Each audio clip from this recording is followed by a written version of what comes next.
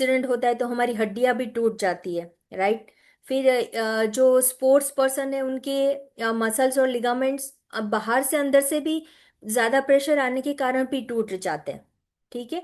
तो ये हुआ इंजरी, इसको चोट भी बोल सकते हैं, राइट। उसको कैसे समझ गए, हमको कैसे चोट लगी है। चोट का मतलब शरीर के कुछ हिस्से में टूट फूट या अचानक गिरने से भी हो सकती है। गलत तरीके से सामान उठाने या पोस्चर हमारा करेक्ट नहीं होता है, तभी भी इंजरी होने का मेन चांसेस है।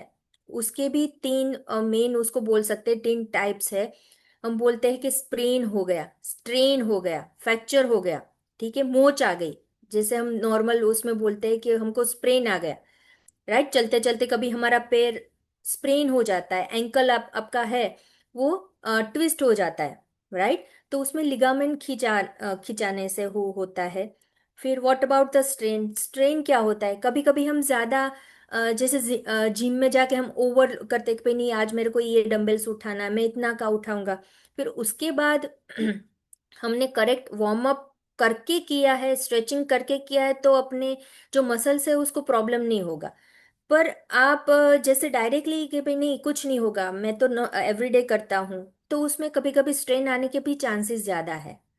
ओके। और फ्रैक्चर ये तो सबको कॉमन है कि हड्डी हेलो। टूट। यस।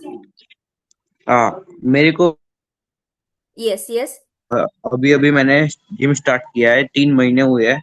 तो हम्म मैं जब डेडलिफ्ट करने जाता हूँ तो मेरा hmm mid back and lower back में थोड़ा डिस्कम्फर्ट और स्टिफनेस वगैरह थोड़ा बहुत रहता है। हम्म। हम्म। तो यस। मेरे को पता कैसे चलेगा कि सोने से या फिर पेन है, या फिर हम्म मैं कंसल्ट करूँ फिजियोथेरापिस्ट के पास। हम्म।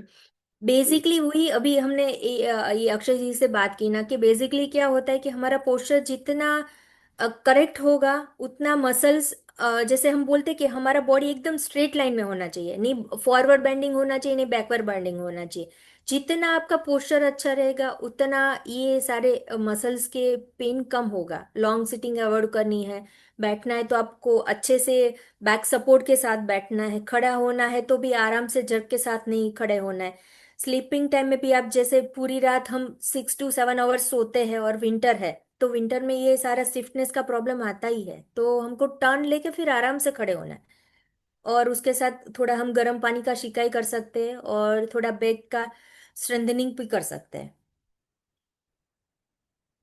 राइट। और और कोई उसमें स्पेसिफिक, हाँ कोई पोजीशन हो तो एग्जैक्टली उसमें पता चलता है कि आपको कौन सी स्पेसिफिक एक्सरसाइज करनी है। अच्छा अच्छा। और मेरे को और एक दूसरा भी होता है कि जब मैं डोमिनेंट डेडलिफ्ट लगाता हूँ तब हम्म मैं टारगेट करता हूँ कि हैमस्ट्रिंग ही टारगेट हो।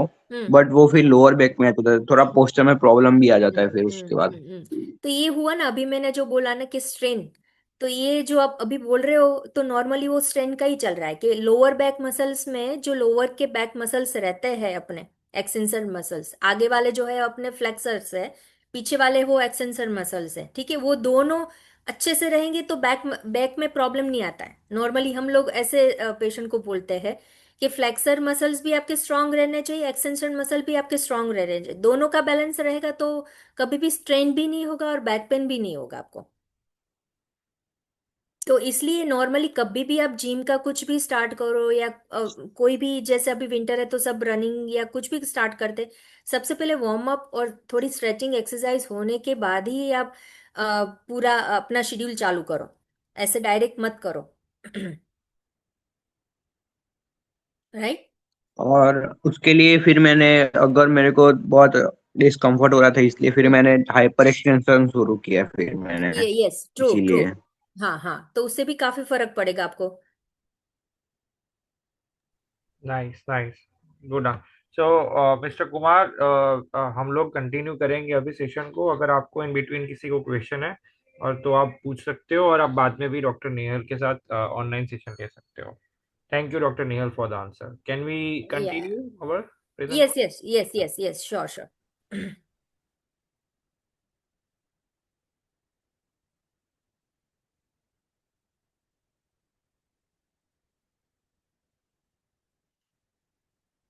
तो ये अभी हमने समझा दर्द, चोट, राइट, और अभी नेक्स्ट पे जाएंगे कि व्हाट इज द अकड़न, स्टिफनेस, राइट। अभी नॉर्मली जो हमने बोला कि लॉन्ग टाइम बैठते हैं, लॉन्ग टाइम हमारा पोस्चर करेक्ट नहीं रहता है, तो सारे मेनली लोअर बैक शोल्डर पे ये स्टिफनेस आती है।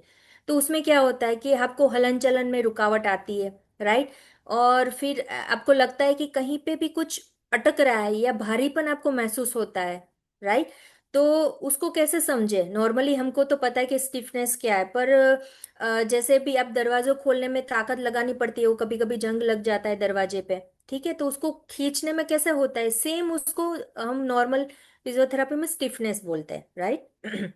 अक्सर सोकर उठने के बाद या लंबे समय तक एक ही पोजीशन में बैठने के बाद हमारा लोअर बैक मसल्स है वो स्टिफनेस में चला जाता है। तो उसको दूर करने के लिए क्या करना है हमको, और उसका रीजन क्या है, क्यों होता है स्टिफनेस, आपके मसल्स इनएक्टिव हो जाते हैं, राइट। आपके मसल्स को इनएक्टिव यानी आप लंबे समय तक एक ही पोजीशन में बैठे हो, तो आपके मसल्स एकदम क्या वो बोलते हो, टाइट हो जाते हैं, वो मूवमेंट नहीं करते, इनएक्टिव हो जाते हैं, राइट। कभी कभी उसमें सूजन भी आती है, स्वेलिंग भी आता है, ऐसे नॉर्मली नहीं पता चलता है, पर जब कभी कभी एक्सरे लेते हैं या ज्यादा पेन रहता है, कभी कभी एमआरआई भी बोलते हैं डॉक्टर, तब पता चलता है कि दोनों डिस्क के बीच में सूजन भी है पैक में। ठीक है।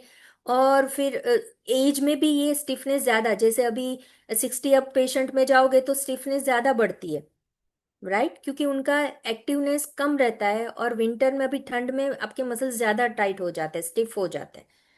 तो बेस्ट मैं यही रिकमेंड करूंगी कि भाई बेस्ट वार्म अप करो, स्ट्रेचिंग करो, और उसके बाद ही आप जो भी एक्टिविटी कर रहे हो, नॉर्मल वॉकिंग कर रहे हो, योगा कर रहे हो, जिम करो, तो उसके बाद ही आप स्टार्ट करो।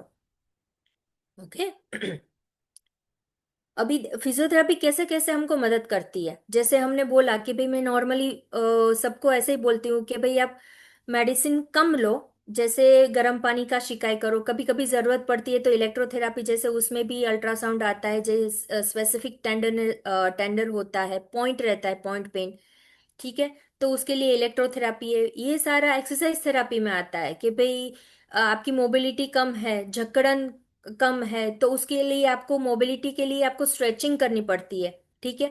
फिर कभी कभी आपके मसल्स में ज्यादा पेन आता है, अभी बोला बैक पेन का, तो ये मैनुअल थेरापी भी, उसमें आप बोल रहे हो हाइपर एक्सटेंशन चालू किया, तो आपको हाइपर एक्सटेंशन करोगे तो फ्लेक्सर मसल्स में जो टाइटनेस रहती है वो कम होगी, तो धीरे धीरे आपके दोनों मसल्स अच्छे से काम करेंगे, ठीक है। पोस्चर सुधारने के लिए भी हमको फिजियोथेरापी मदद करती है, ठीक है। कभी कभी सूजन या दर्द रहती है तो हीट एंड कोल्ड थेरापी, गर्म पानी का शिकाय, ठंडे पानी का शिकाय, ये मेनली सारा स्पोर्ट्स में ये अच्छे से काम करता है। जैसे आपको प्लांटर फसाइटिस हो, ये पैर का पानी का जो दर्द बोलते हैं, राइट, तो पैर आप नीचे नहीं रख पाते हो, बड़ा सा जैसे चुभन हो रही है, पेन हो रहा है, तो इसमें हीट एंड कोल्ड थेरापी ज्यादा आपको इफेक्टिव रहे, यूजफुल होती है। स्ट्रेंथनिंग भी करवा सकते हो, ये उसमें भी आपके मसल से वो ज्यादा मजबूत रहेंगे। ओके।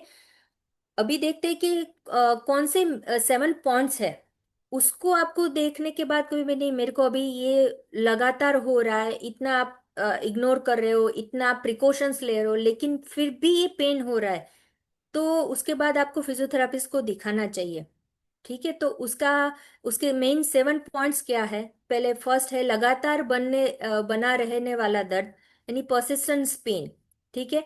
यदि शरीर के किसी भी हिस्से में दर्द 3 to 7 डेज से अधिक समय तक बना रहता है, आप आराम कर रहे हो, आप दवाई ले रहे हो, आप गर्म पानी का शिकाय कर रहे हो, आप पोस्चर ठीक कर रहे हो अपने हिसाब से, तो भी ठीक नहीं होता है, तो आपको फिजियोथेरेपी की मस्ट विजिट लेनी चाहिए, उनको दिखाना चाहिए।